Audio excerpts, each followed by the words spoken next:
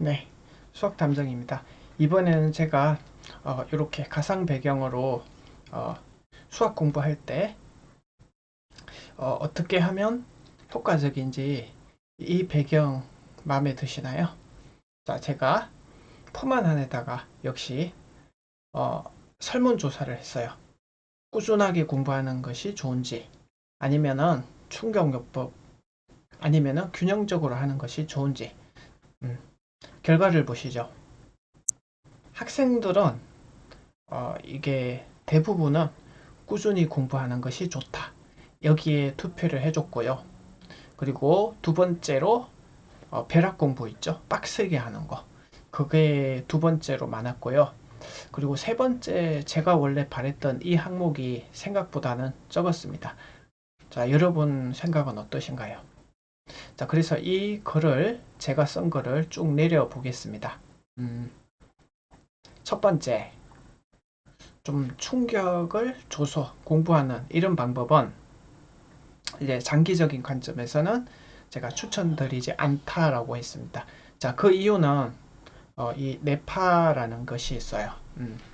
위로 갈수록 약간 느슨한 거고 아래쪽으로 갈수록 좀 빡세다.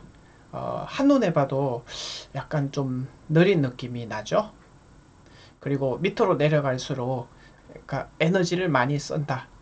고도 집중 이렇게 생각을 하시면 돼요.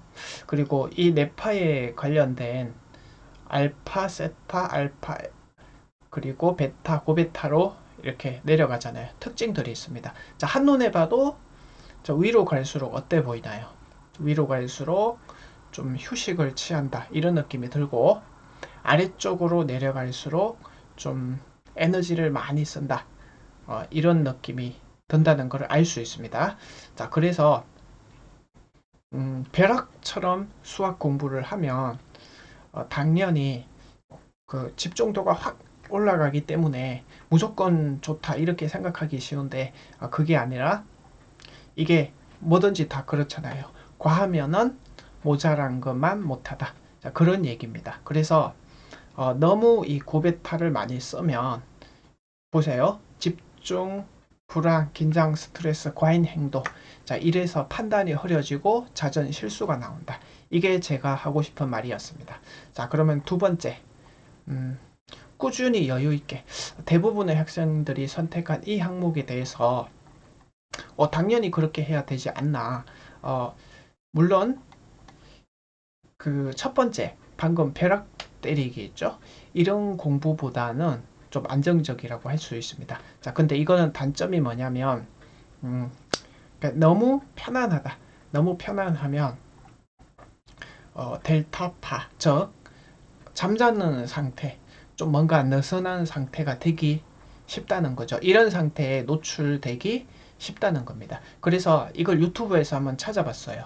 어, 다들 알고 계실 거라 보여집니다. 자, 여기 제목 있죠? 여러분도 한번 이렇게 제목을 아유 잘 안 보이네. 제목을 이렇게 클릭하셔서 한번 찾아서 읽어보시길 바래요. 무조건 꾸준히 하는 공부는 무조건이라는 말이 있죠. 꾸준히 하는 거는 좋은데 무조건 꾸준히 하는 공부는 비추천한다는 겁니다. 자, 그리고 김필립 수학 유튜브도 있더라고요. 꾸준히 재수생, 삼수생들한테는 특히 꾸준히 공부하다는 그런 공부보다는 몰아서 이렇게 집중하는 공부를 추천하고 있습니다. 자, 그래서 이제 이거를 뇌파의 관점에서도 보면 이게 안정적이긴 하지만 좀 느슨해지기 쉽다.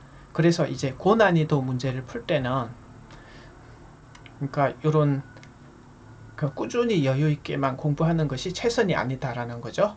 자, 그래서 그 다음으로 제가 했던 얘기가 이제 그러면 아까 다시 첫 번째 있죠. 약간의 충격적으로 몰아서 공부하는 요게 수학 공부에서 필요하긴 한데 어, 너무 이제 가몰입을 하게 되고 요거를 오랫동안 너무 지속하게 되면은 자 요거는 파페처 회로라는 유명한 회로입니다. 물론 제가 이 회로에 대해서 자세하게 설명하진 않겠습니다. 한마디로 말씀을 드리면 이 편도체라는 기관이 있죠. 편도체라는 기관이 기억에 아주 중요한 역할을 해요. 그런데 너무 벼락처럼 공부해버리면은 이 편도체가 어떤 호르몬이 있냐면은 도파민이라는 회로가 있어요. 자,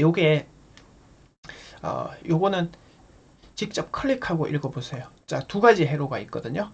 제가 지목을 해드리면 통제 회로라는 게 있고 욕망 회로라는 게 있어요. 자, 근데 이거는 직접 클릭하셔서 여러분들이 읽어보시고 이 도파민이라는 호르몬 물질이 통제 회로 쪽으로 가면 굉장히 좋은 거고 욕망 회로 쪽으로 가면은 좀 낭떠러지로 떨어지는 그런 회로로 빠질 수 있다는 겁니다. 자, 그래서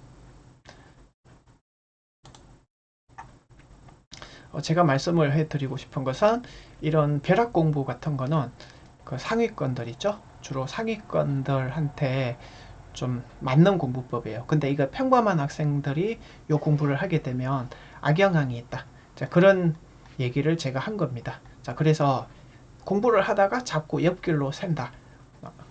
탈맥락화라는 그 맥락이 딱딱 이렇게 정리정돈이 돼야 되는데 막 흐트러지고 그런 현상이 발생한다는 겁니다. 자, 자세한 것은 제가 펌한 안에다 요 글을 적었고요. 밑에 링크도 달아드릴게요. 자, 그래서 제일 이상적인 공부에 대해서 제가 알파파를 가운데다 놓고 느슨하다 싶으면은 이 베타 쪽으로 에너지를 몰아주고 그리고 너무 에너지가 넘쳐서 뜨거워졌다 싶으면은 좀 긴장을 완화시켜서 잠을 자라. 이거를 왔다 갔다 하는 게 가장 최상적인 공부법이다. 자, 이런 말씀을 해드렸습니다. 자, 그리고 마지막으로 사실은 수학 같은 과목이 굉장히 이 고베타 있죠.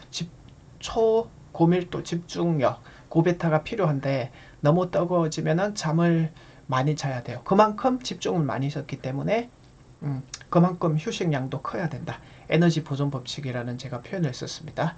자, 여기까지입니다. 여러분은 어떤 스타일로 공부를 하시나요? 자, 오늘 제 영상에 여러분들의 수학 공부에 좀 도움이 되셨기를 바라면서 자, 댓글로도 질문 있으면 질문도 받고 자, 오늘은 여기까지입니다.